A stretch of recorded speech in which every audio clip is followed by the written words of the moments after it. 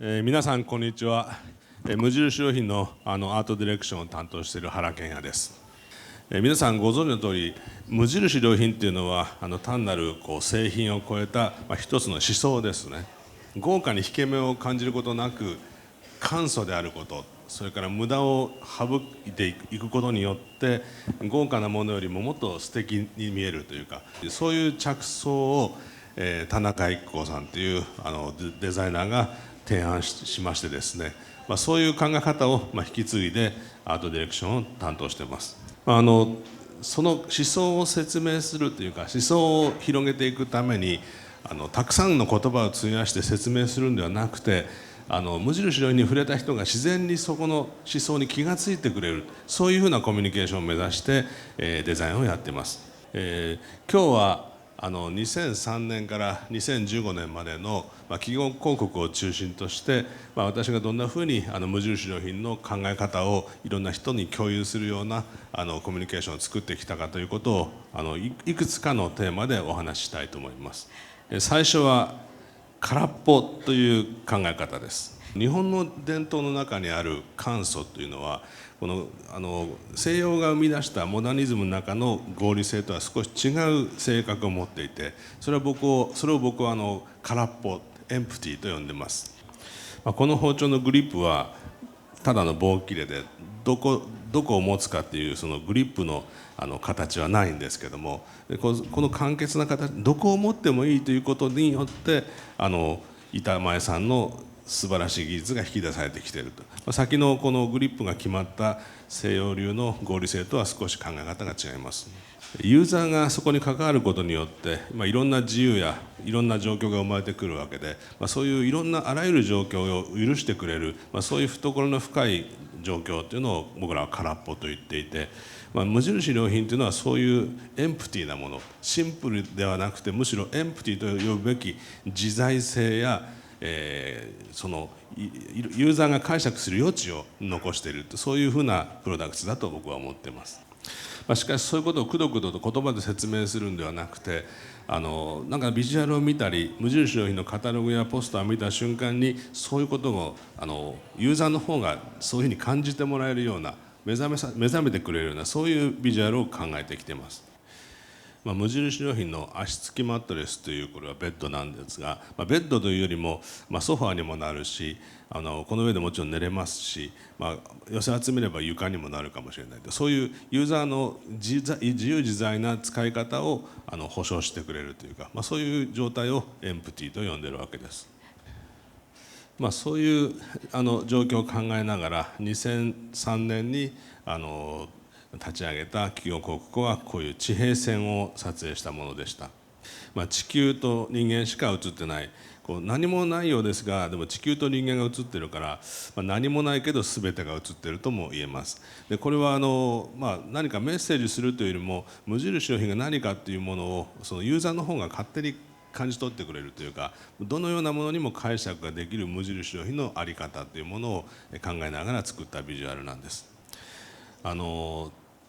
水色の絵はボリビアのウユニという塩湖ですね、塩の湖で撮影したもので、このグリーンのものはモンゴルの平原で撮影したものです。そういうでこの写真を撮ったことが、このポスターを作ったことが、自分にとっても無印を考えるとても大きなヒントになりました。この時に作った新聞広告ですけども、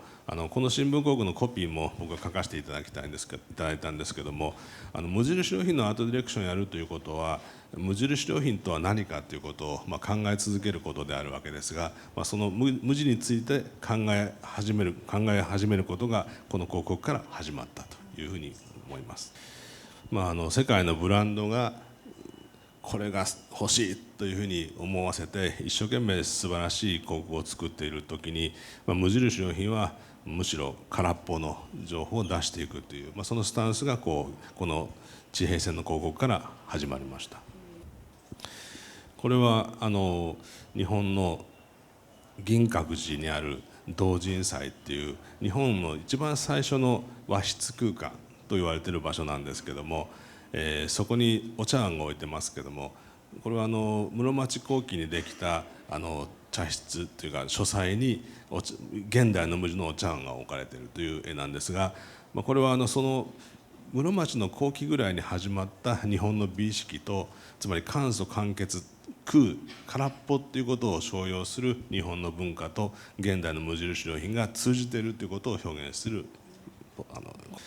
簡素簡潔っていうものが素晴らしいものだということをふうに感じる日本の文化っていうのは、もう西洋のモダニズムよりだいぶ昔から始まっていたわけで、そういうところに実は無印良品のルーツがあるということに気がついたわけです。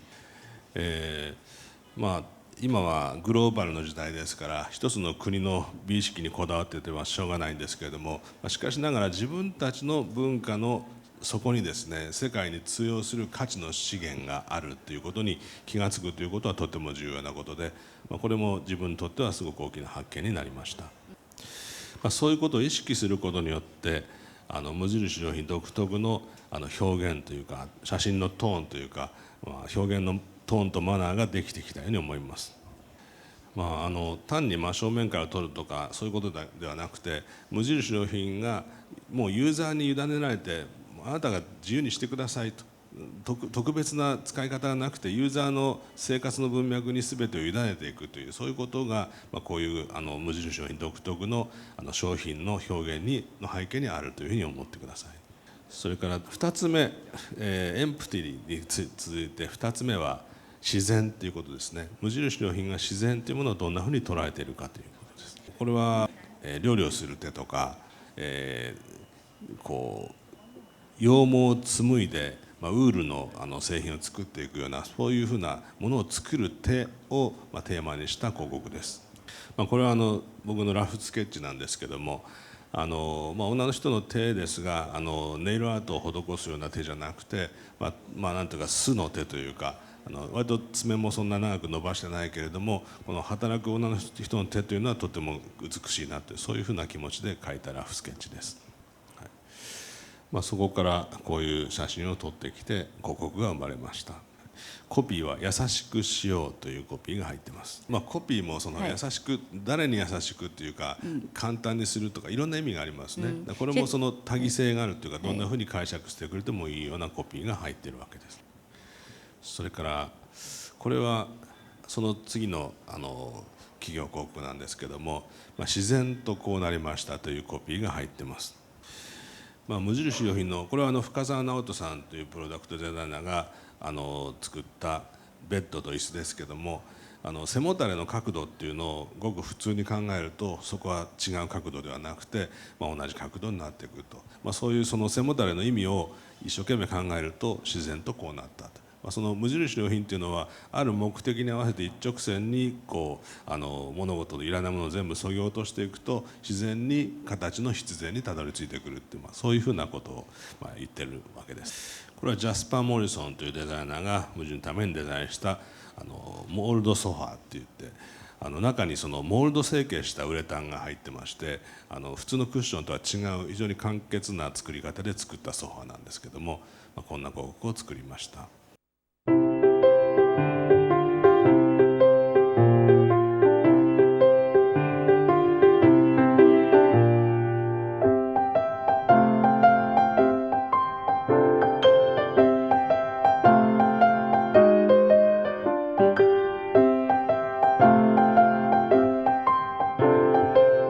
自然とこうなりました。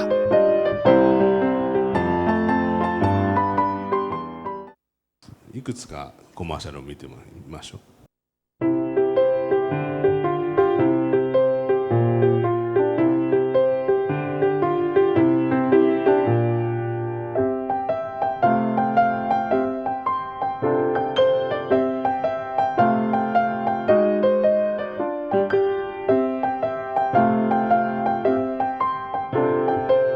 自然と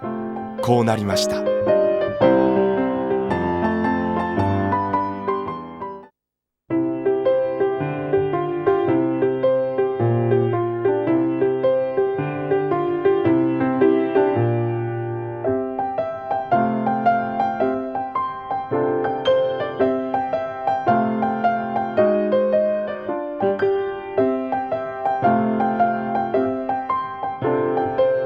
自然とこうなりました。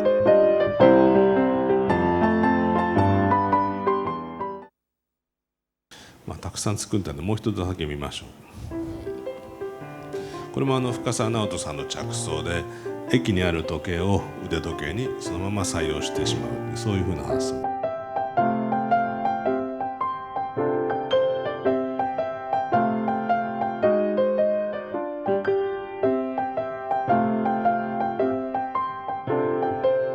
自然とこうなりました。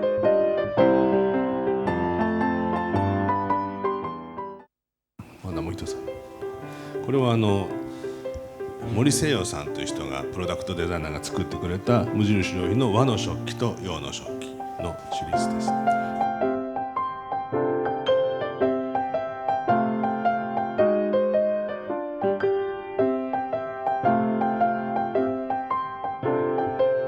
自然とこうなりました。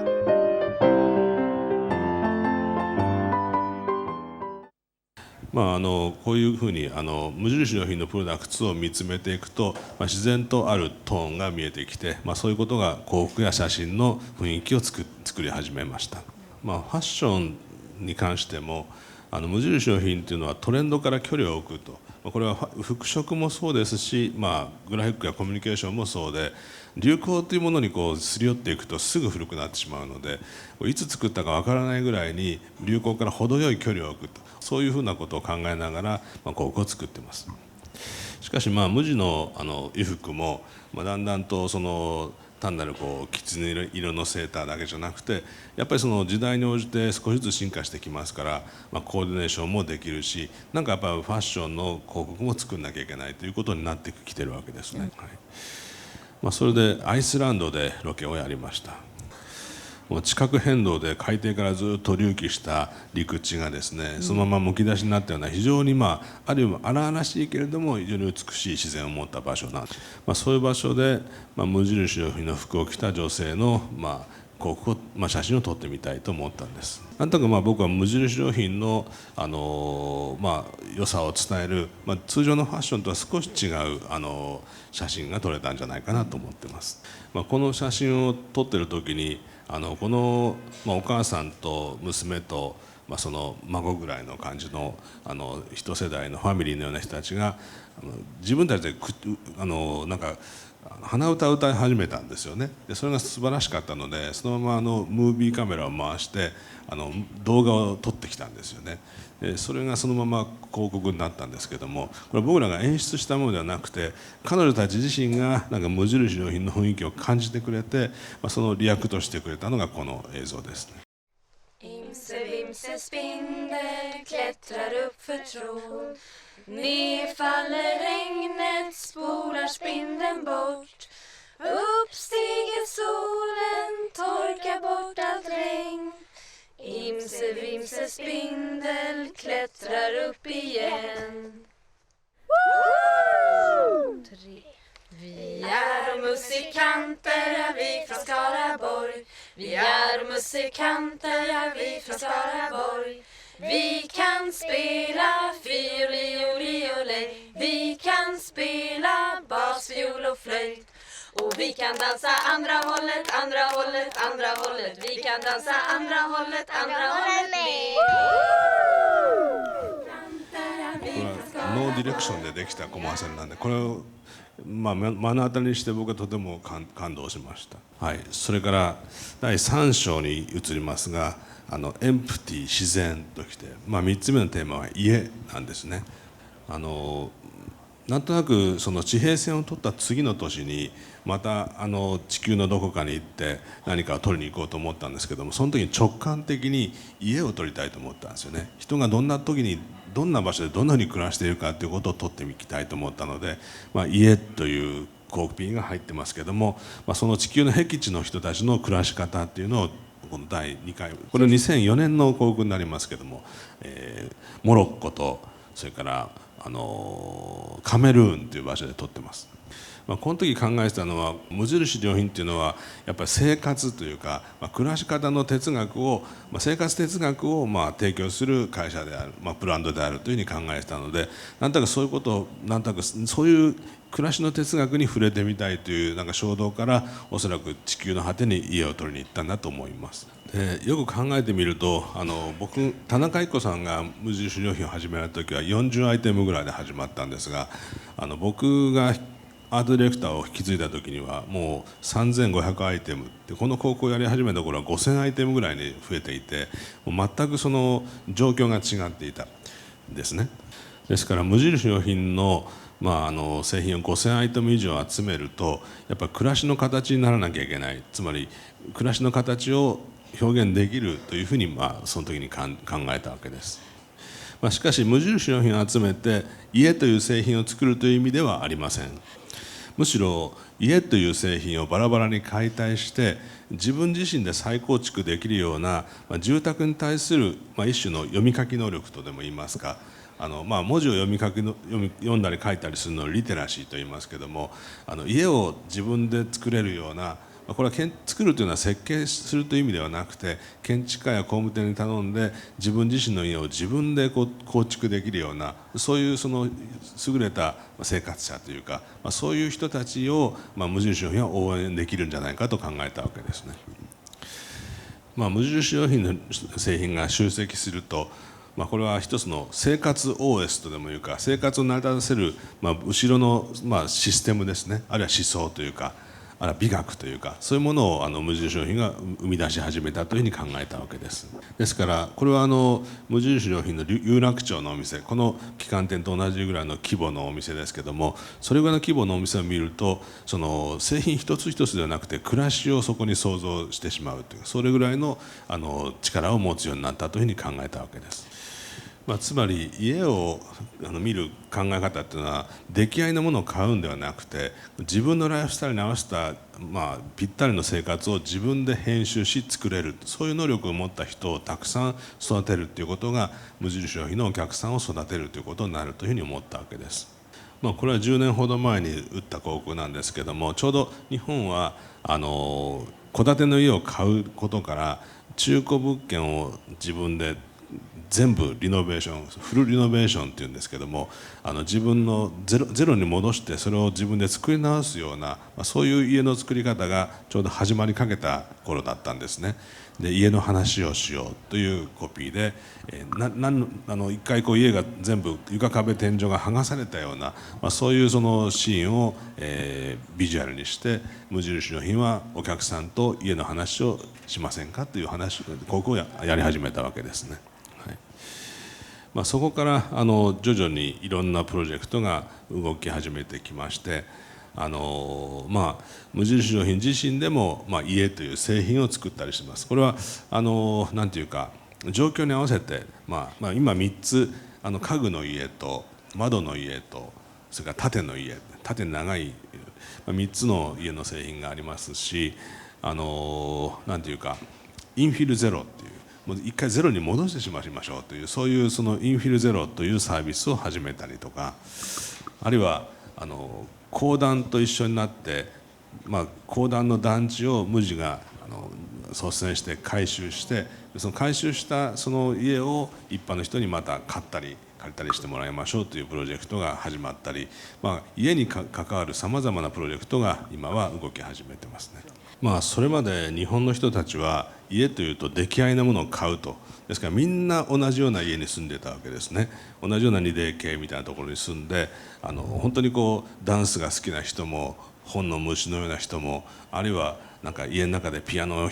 きたい人も、みんな同じような家に住んでたわけです。しかし部屋に狭い部屋だけどグランドピアノを置いて弾いて暮らしたい人もいれば、部屋の中をスパみたいにしたい人、それから部屋の中を図書館みたいにしたい人、劇場みたいにしたい人、何でもできるんですね。何でもできるのにみんな同じような家に住んでいたという状況から、今少しずつ変化が始まってますけども、そういう状況を実は無印良品は応援できるわけです。でこういうことを無印良品をきっかけに僕は考え始めたわけですね。例えばこれもちっちゃな台所と冷蔵庫を合体したものをソファの横に置いたりすると映画見ながらハイボールが作れたりしますが、こんなの見たことありませんね。もうそういう発想に対して自由になりたいと思ったわけです。で、僕は無印良品というのは例えば家全体を変えるそういうショップになると素敵だなと思ってこんなようなお店を構想したりしてました。植木も変えるし、それから照明器具も全部変えるし、ソーラーシステムも変えるし、お風呂やベッドも変えるしというワンストップで全部家のことが変えるようなお店、これは無地に限らずそういうお店ができたらいいなというふうに考えたりして、でこれはそういう無印良品の仕事をやりながら発想した一つのプロジェクトなんですけども、ハウスビジョンというプロジェクトを僕はそういう無印良品とのお付き合いの中で発想したんですね。無印良品だけではなくて、日本をリードするいろんな企業と建築家がコラボレーションして見たことがないような家の形をいろいろ考えてみせるという、そういう展覧会を構想しました。そういうその画一的な家から、テクノロジーやそれから新しい着想創造性によっていろんなものが日本からたくさん生み出されていくという状況を考えたわけですね。そういうことを合体させたエキシビションを、無印良品も参加していただいてですね、ハウスビジョンという形で展開しました。これも無印良品のある意味ではプロモーションの一環だというふうにも考えられます。これが僕が一番最初に構想した展覧会なんですけど、徐々に形になっていきました。この展覧会の中で無印良品は重要な役割一翼を担っていただいて、こういう家具の家っていうのを作ってくれました。建築家の坂茂と無印良品のコラボレーションで家具の家というのが提案されました。これは天井を支える構造体が全部家具でできてる。壁とか柱がなくて全部家具が天井を支えているので、無駄なスペースが全然ないという、そういう家の考え方ですね。ご存知の通り無印良品はモデュールというか、製品の大きさが全部連関し合って一つの大きなモデュールを作ることができます。ですから無印良品のそのモデュールとさっきの家具の家の考え方を組み合わせると、非常に無駄のない簡潔な家ができるわけですね。これによってスプーン1本から家までがつながったわけです。もちろんこんなアクロバティックな家に住んでくださいと言ってるわけではなくて、これはあくまで一つの演技のようなもので、無印良品の可能性を一つ表現する方法としてこのような家具の家が展示されたわけです。これは昔30年ぐらい前に作られた、あれもっと前に作られた公団住宅をリノベーションするのを無印良品がお手伝いして、そういう古いものを新しくリノベーションして再利用していく、そういう家の作り方を示すものです。何度も言いますが無印良品で全部まとめた方がいいということを言ってるわけではないんですね。その生活を作る能動性というか、そのお客さんが自分自身で自分の生活を生み出したいと考えた時に無印良品はそこに非常に簡潔な考え方やなんていうか一つの無駄がなく気持ちよく感じよく暮らす、そういう家の作り方をお手伝いできますよということがあるとか、あるいはもう自由に家を作りませんかというそういうふうなメッセージを出しているんだと思ってください。自分で自分のライフスタイルに合った家を構想できる能力が身につくとやっぱり生活がとても楽しくなりますし、こういう無印良品にやってくると、あらゆるものを見てドキドキできるようになりますね。それから4番目は水です。水は方円に従うという言葉があるんです、中国の。四角にも丸にもなると、器の形に自在に水は姿を変えるという、そういう意味だと思うんですけども、無印良品というのはこれ世界中にお店ができて、世界に広がっていってるんですけども、水のようでありたいというふうなメッセージをこのある年には作りました。水のようにありたいというのはなんか主張して無印の色に染まってくださいというんではなくて、あなた方の文化の中に知らないうちに入り込んで、必要不可欠なものになっていたいという、そういうふうな意味合いがあります。これはちょっと古い図で、もう今はもうアメリカも中国も非常にたくさんお店ができましたけども、世界中に無印良品が広がり始めた時に考えた広告なんですね。これは実は都市をですねコップの水に映し込んだ写真なんですけども、背景の都市のシルエットが水の中に結像して一つのこの中心にシーンを集約すると、そういう写真です。これは東京です。これはパリですね。これはニューヨーク、これはクウェートのですが、要するにいろんなところに無地が出店するごとにその土地にグラスを持っていって、こんな写真を撮ってみてるんですけども、その土地に馴染んでいくというか、そういう無印良品のこの写真を無印良品のお店にドンと据えながらですね、水のようでありたい無印良品のメッセージをそれもさりげなく伝えていっているつもりなんですね。それとこれは無印良品が世界中にあるということをさりげなく伝えるポスターの案として、ニューヨークのこの細長いリムジンのような車の荷物の脇に無印良品のショッピングバッグがちょっとさりげなくあるとか、そういうふうな世界中のいろんなところに無地のバッグがある、無地の存在があるよということを伝える企業広告を作りました。これが実際のニューヨークで撮った写真、リムジンは撮れなかったんですけども、セントラルパークで赤ちゃんを抱くおばあさんとお母さんと孫がいる、その脇に無印良品のショッピングバッグがありました。イスタンブールのヨーロッパとアジアを結ぶ海峡を結ぶ船の連絡船の中にも無印良品の袋がありました。ローマの普通の家のお宅の朝ごはんの風景の中にも無印は入り込んでいます。これは北京の駅で撮った写真ですけど、メッセージは水のようでありたい。皆さん笑ってます。そうですか。笑ってくれていいんですけど、僕もはい。それからこれは無印良品の雑誌広告なんですけども、無印良品の製品の品質をずっとこれも流行とかことさらなことではなくて、できるだけ水のようにというか、自然なトーンで説明していってるっていう、そういうスタンスなんですけども、何の変哲もないんですけども、やっぱり無印良品のメッセージっていうのがなんとなくできてきていると思いませんかっていう。写真もいわゆる言いたいところだけにポイントが当たっていて、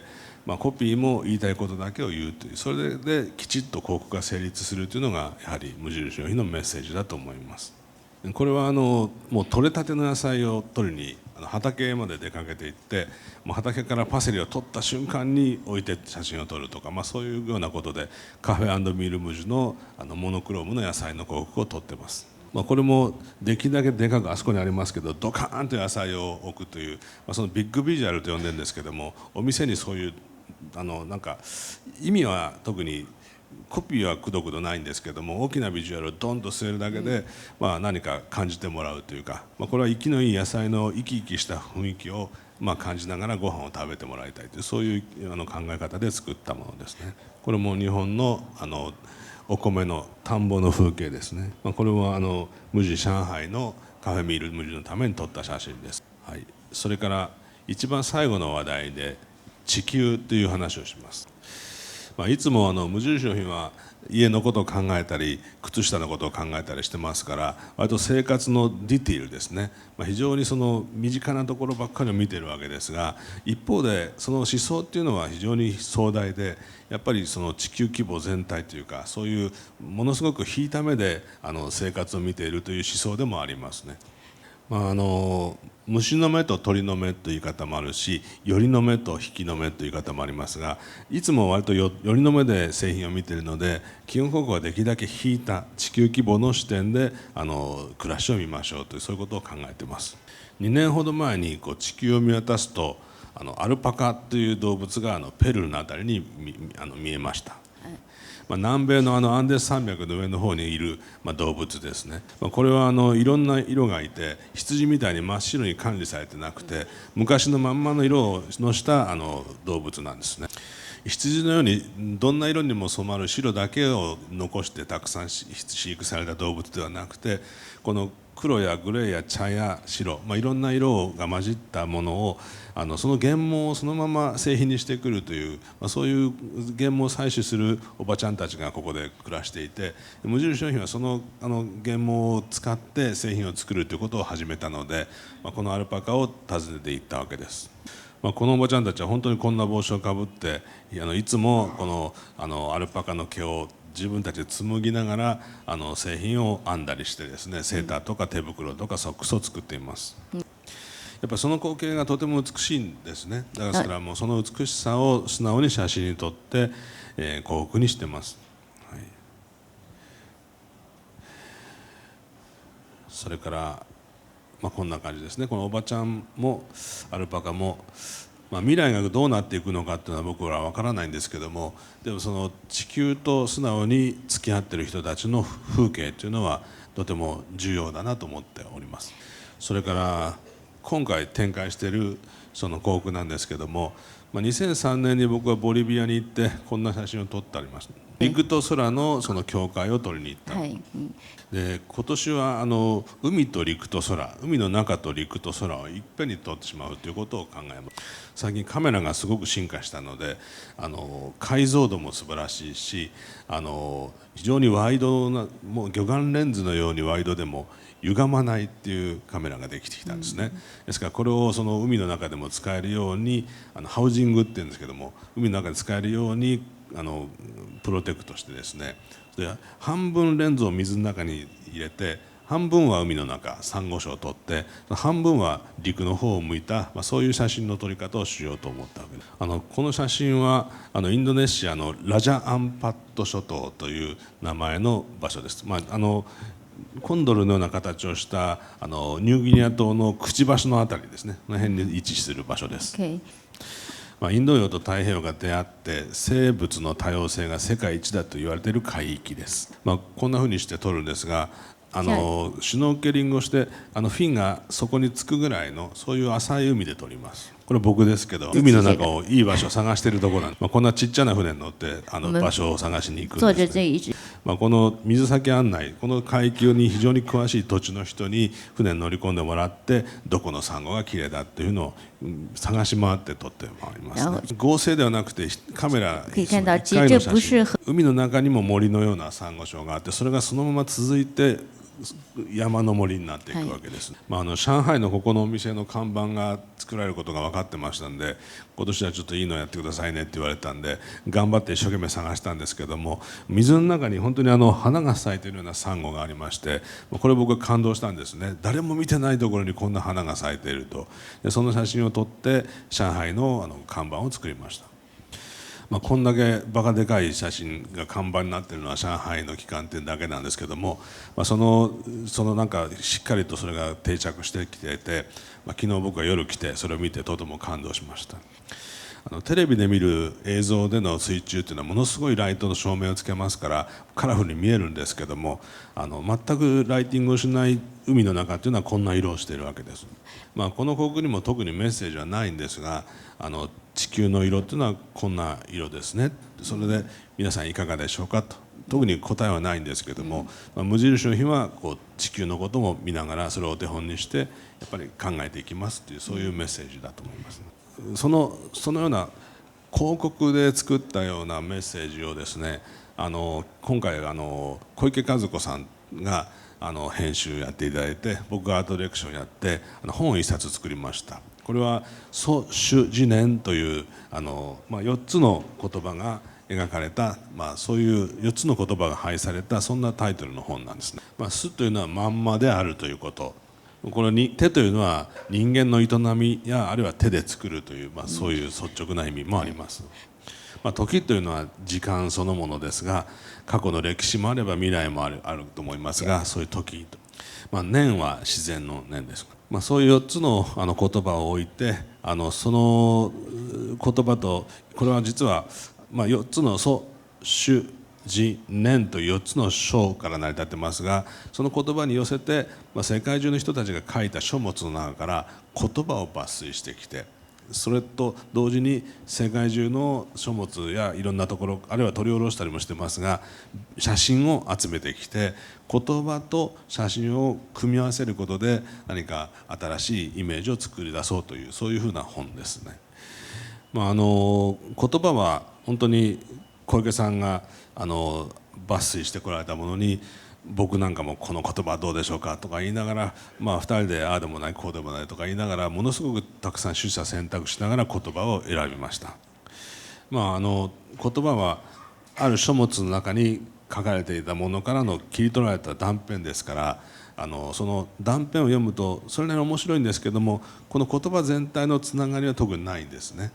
ですからそのちょっと言葉が示している、眼蓄のある意味と、それからその写真と言葉は特に関係がないんですけども、それを一緒に眺めていくことによって非常にふつふつといろんなことが考えつくという、思いつくという、そういうふうな書物です。ある意味ではこの書物は僕がやってきた幸福と同じようなことで、無印良品というのは一番最初に申し上げた通り思想なんですね。その無印良品の思想とは何かということを考え続けるということが、実は無印良品のとても大きなコミュニケーションでありまして、そういうことをこの本でもやっておりますということです。今日はとてもたくさんのビジュアルを皆さんにお見せしました。つまりそれは無印良品のコミュニケーションを作っていくっていうのはどういうふうなことであるか、どういうことをやってきたかということをお伝えしたくて、いろんなものをお見せしたわけです。僕自身も、こういうたくさんの何か明確に物を売るとか、明確に何かセールスの実績を上げるとかっていうことじゃなくて、何のために無印のために働いているのか、原さんなんていらないんじゃないかっていうふうにも思われるかもしれませんが、どういうふうに僕が役に立っているか僕自身もよくわからないんですけども、そういうところを皆さんに投げかけて僕のプレゼンテーションにしてみたいと思ってます。少なくとも無印良品の広告やアドバタイジングというのは答えを言うことではなくて、いい問いを投げかけていくということなので、今後もそういう問いをいい形で投げかけていけたらと考えています。謝謝。谢谢。